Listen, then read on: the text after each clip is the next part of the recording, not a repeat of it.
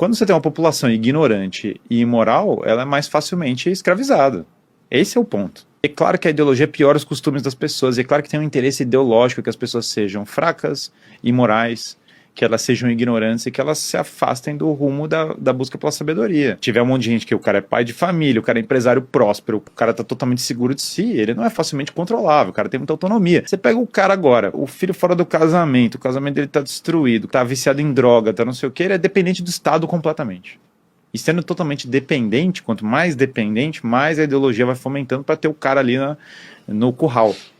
Essa é a dura realidade da ideologia política, não só no Brasil, mas que está acontecendo nos últimos anos. Mas o fato é o seguinte, certos valores são artificialmente arrancados e outros são promovidos. Esse paradigma progressista não está funcionando. Então a gente não está falando de decadência urbana só no Brasil, está falando de decadência urbana em lugares como Vancouver, Paris e São Francisco, que são literalmente 3 dos lugares mais ricos do planeta.